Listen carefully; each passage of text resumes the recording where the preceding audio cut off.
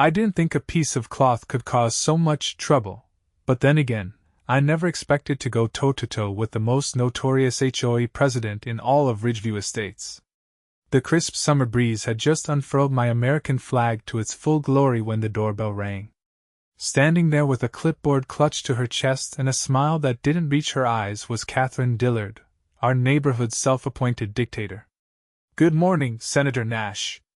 I see you've added a new decoration to your property," she said, gesturing toward my flag with thinly veiled contempt. I sighed. "Morning, Catherine. That's not a decoration. That's the American flag, and it's been hanging there since Memorial Day." I should probably back up and introduce myself. My name is Samuel Nash, retired Army veteran and current state senator for our district. Most folks around here just know me as Sam, the guy who moved into the corner lot last year after my wife passed away. I downgraded from our family home to this modest single story in a quiet subdivision, hoping for some peace. What I got instead was Catherine Dillard and her rulebook. "Well, I'm afraid your patriotic display violates Section 8, Paragraph 3 of our community bylaws. No flags, banners, or pennants without prior written approval." She thrust a violation notice into my hands. "You'll need to remove it within 48 hours or face a $100 daily fine, potentially escalating to eviction proceedings." I stared at the paper, momentarily speechless. "You're kidding, right? It's an American flag. There are federal laws protecting homeowners' rights to display the flag." Catherine's smile tightened. "Our HOA covenant supersedes those considerations. You signed the agreement when you purchased the property, Senator." The way she said "Senator" made it clear she viewed my position as irrelevant, just another homeowner to bully into submission. "I'll look into this," I said calmly, refusing to show the anger building inside me. "Please do. Oh, and while you're at it," she added, pointing to my small vegetable garden, "those tomato plants exceed our approved height by approximately 2 inches. That'll be another violation notice coming your way." As she strutted back down my walkway, I noticed several neighbors watching from behind curtains and blinds. This wasn't just about a flag anymore. Something wasn't right in Ridgeview Estates, and as I closed my door, I promised myself I'd get to the bottom of it. Little did I know that this confrontation would unravel a web of corruption that would shock our entire community. Later that evening, as I reviewed the HOA bylaws at my kitchen table, my doorbell rang again. I opened it to find my neighbor, Daniel Miller, shifting nervously on my porch. "Hey, Sam.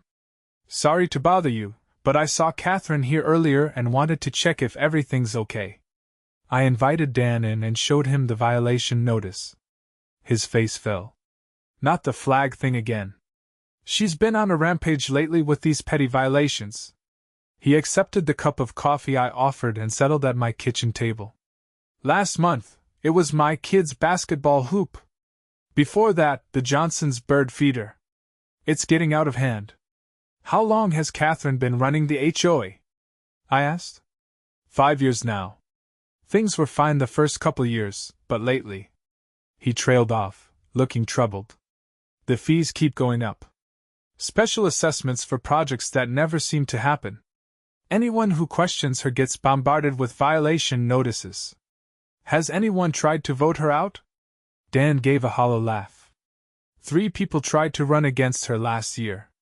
Mysteriously, all 3 ended up with so many violation fines they had to sell their homes and move. The election got cancelled due to lack of qualified candidates." I felt a chill that had nothing to do with the air conditioning. "That sounds like intimidation. Welcome to Catherine's kingdom," Dan said with resignation. "Between you and me, I think something fishy is going on with the HOA finances. My wife works in accounting, and she noticed some discrepancies in the annual report they sent out. When she asked for more detailed records, Catherine claimed they were confidential. Homeowners have a legal right to see those records," I said, my interest piqued. Dan nodded. "That's what my wife said. But when she pressed the issue..." He hesitated. "Our cars got keyed the next day. No proof it was related, but the timing was suspicious." As Dan left, he turned back with a worried expression. Just be careful, Sam. I respect you standing up to her, but Catherine has ways of making life miserable for people who cross her. I closed the door, my mind racing. This wasn't just about an overzealous HOA president on a power trip. Something more sinister was at play. I went to my home office and pulled up the state laws regarding homeowners associations. As a senator, I'd worked on legislation governing HOAs, but I'd never imagined I'd need to use that knowledge for my own protection. I picked up my phone and called my legislative assistant. Rachel? I need you to pull some strings. I want financial records for Ridgeview Estates Homeowners Association going back 5 years. What I would discover in those records would change everything. The next morning, I was awakened by the sound of a camera shutter. Pulling back my curtains, I caught Catherine taking photos of my house from the sidewalk. When she saw me, she didn't even have the decency to look embarrassed. Just documenting the ongoing violations, Senator, she called out cheerfully. I see the flag is still up. And it's staying up, I replied. I've reviewed the bylaws, Catherine. There's nothing prohibiting the display of an American flag. Her smile vanished. Perhaps you missed Section 8. I didn't miss anything, I interrupted. Section 8 prohibits unauthorized decorative displays. Federal law specifically states that HOAs cannot prohibit the display of American flags. It's called the Freedom to Display the American Flag Act of 2005. Catherine's eyes narrowed. Well, there's still the matter of your oversized garden, the unapproved mailbox color, and… She glanced at her clipboard. Potential noise violations from last week. I stepped outside onto my porch. Noise violations? I had my grandchildren over for a birthday party at 2 in the afternoon on a Saturday. We've had complaints, she said dismissively. Regardless, these are serious violations that could result in substantial fines or other consequences. As she walked away, I noticed a luxury SUV parked at the curb, one that didn't match a state senator's salary, let alone an HOA president's typical income. Catherine climbed in, and I made a mental note of the license plate number. This woman was living well beyond what an HOA position should provide. Later that afternoon, I received an email with preliminary findings from Rachel. The subject line alone made my eyebrows raise. Ridgeview HOA possible embezzlement. I was about to open it when a knock at my door interrupted me. Standing there was Caroline Davis, the HOA treasurer, looking like she hadn't slept in days. Senator Nash, I'm sorry to bother you, but I heard you're having problems with Catherine. I think there's something you should know. I invited her in, noting how her hands trembled as she sat down.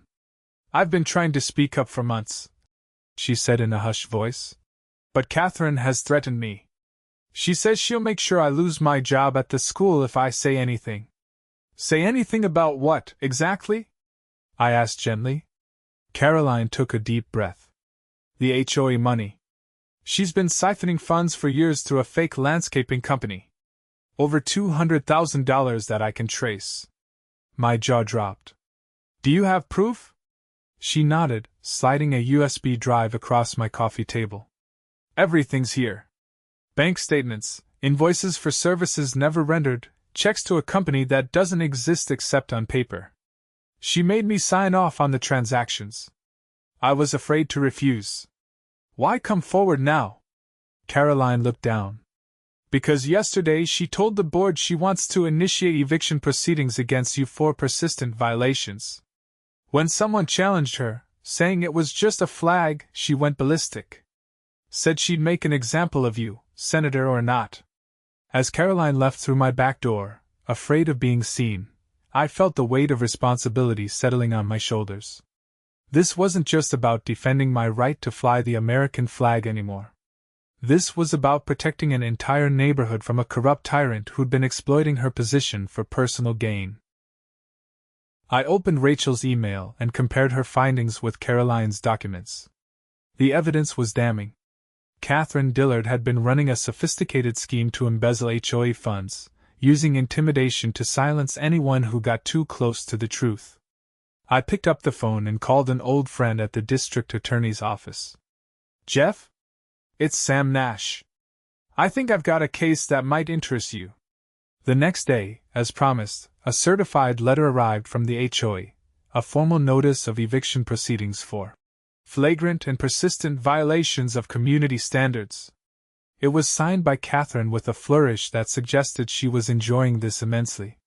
What she couldn't know was that I'd spent the night compiling evidence and building a case that would soon land on the DA's desk.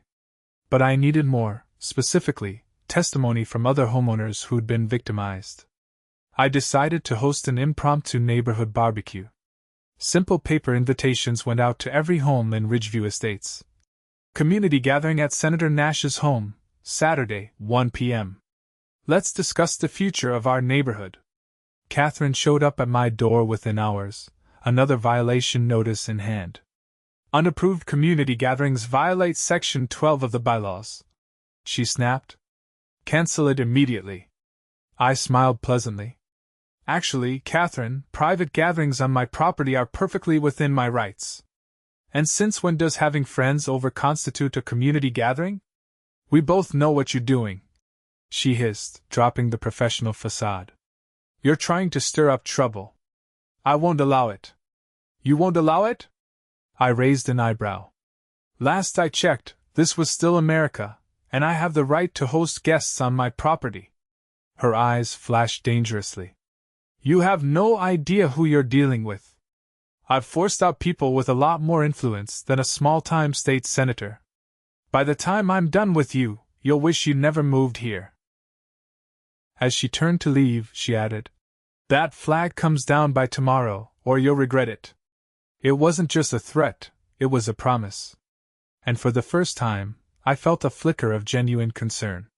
Not for myself, but for what this woman might be capable of. That night, I installed security cameras around my property, a precaution that would prove invaluable sooner than I expected. At 2:17 a.m., my security system alerted me to movement in my front yard. I watched in real time as a hooded figure approached my flagpole. The person looked directly at one of my cameras, and even in the night vision footage, I could make out Catherine's features.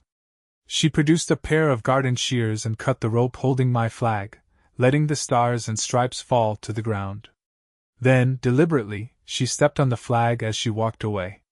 I saved the footage immediately, stunned by the brazenness of her actions. Desecrating an American flag on camera was a new low, even for Catherine.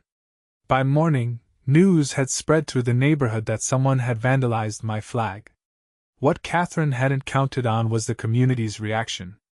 By noon, a dozen neighbors had shown up at my house with replacement flags and hardware.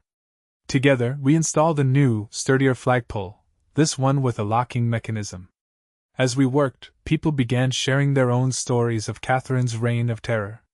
The Andersons had been fined for having a wreath on their door during non-holiday periods. The Rodriguezes were threatened with legal action when their son's medical equipment required a temporary generator during a power outage. Each story more outrageous than the last. She fined me $500 because my grass was half an inch too tall the day after I came home from cancer surgery, said Eleanor Winters, a retired schoolteacher. When I explained I was physically unable to mow, she suggested I should plan my medical procedures around lawn maintenance responsibilities.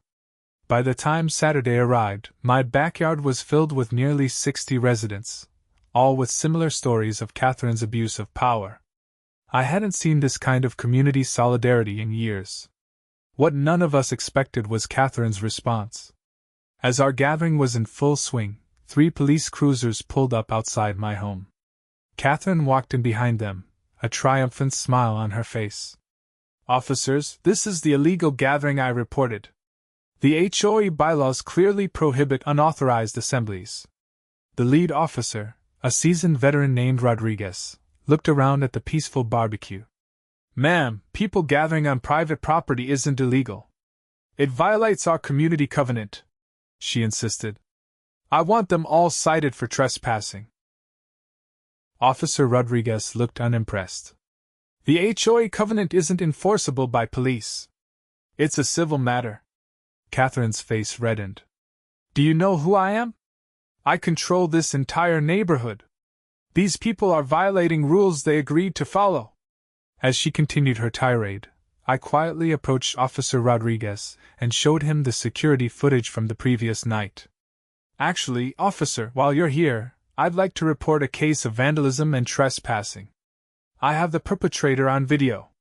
What happened next would be the talk of Ridgeview Estates for years to come. Officer Rodriguez reviewed the footage on my phone, his expression growing increasingly serious. "Ma'am," he said, turning to Catherine, who was still ranting about the gathering, "I need to speak with you." "Not now," she snapped. "I'm dealing with this illegal assembly." "Catherine Dillard," the officer said formally, "I'm placing you under arrest for criminal trespass, vandalism, and desecration of the American flag." The backyard fell silent. Catherine's face went from red to white. "This is ridiculous. I'm the president of this HOA. You can't arrest me for enforcing the rules. Cutting down someone's flag at 2 a.m. isn't enforcing rules." Officer Rodriguez replied calmly as he read her rights. As Catherine was escorted to the police cruiser, she shouted back at me, "You have no idea what you've done. I have connections. This isn't over." But it was over, at least the beginning of the end. With Catherine temporarily out of the picture, I addressed the gathered neighbors. "I think it's time we had an emergency HOA meeting," I suggested. "There's a lot more going on here than just flag violations." 2 days later, in our community center, nearly every homeowner in Ridgeview Estates gathered for what would become a landmark meeting in our neighborhood's history. As a state senator, I had the legal knowledge to guide the proceedings properly, ensuring everything was done by the book. The interim board, minus Catherine, who was out on bail and barred from HOA activities as a condition of her release, looked uncomfortable as I presented the financial evidence Caroline had provided.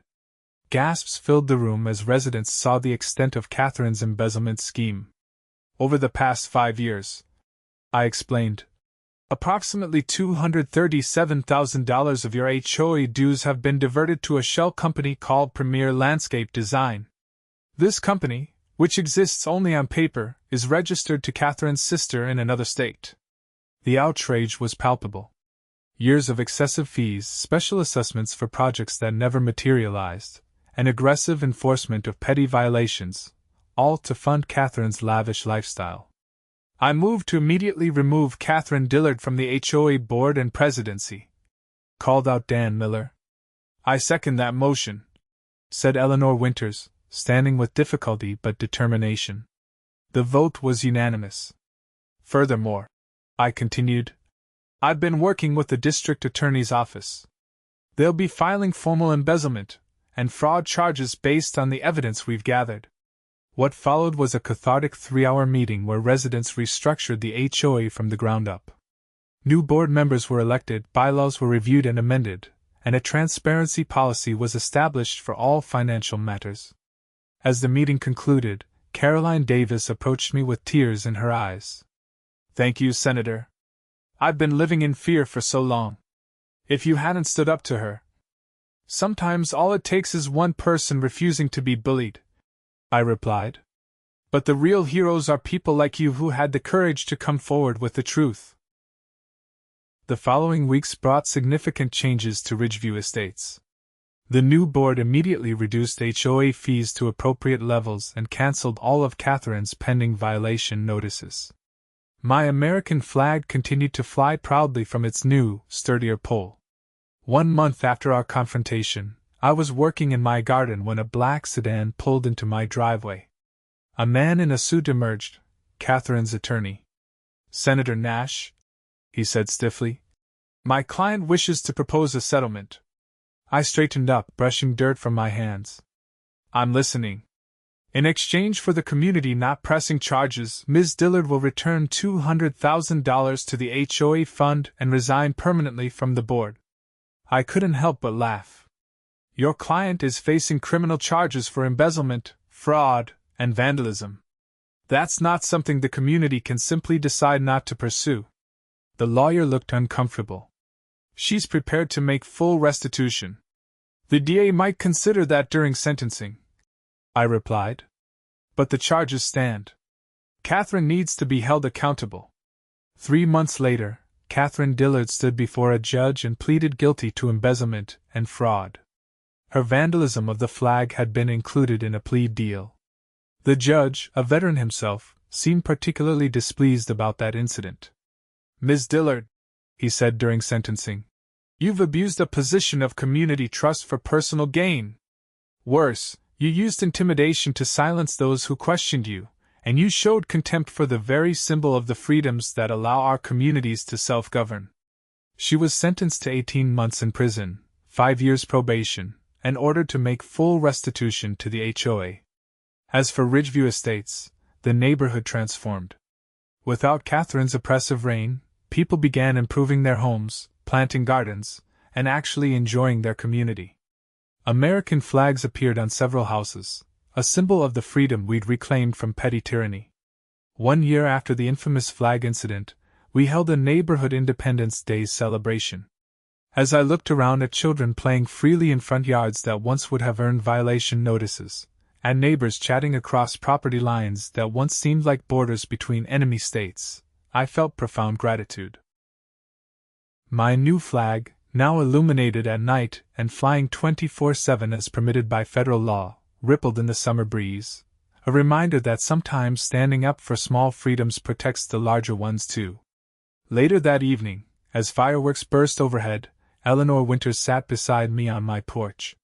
"You know," she said thoughtfully, "when Catherine first came after your flag, we all watched to see what would happen. Most of us expected you to just give in like everyone else. Why would you think that?" I asked. She smiled. "Because we didn't know you were a senator who understood the law. We just saw a new neighbor who might not realize what he was up against." I shook my head. It wasn't being a senator that mattered. It was being willing to stand up to a bully. Eleanor patted my hand. "Either way, we're grateful. Not just for getting rid of Catherine, but for reminding us that one person can make a difference." As the fireworks finale lit up the sky, I thought about how a simple flag dispute had uncovered corruption, brought a community together, and reminded everyone, myself included, that the freedoms we celebrate are only meaningful when we're willing to defend them, even in the smallest ways.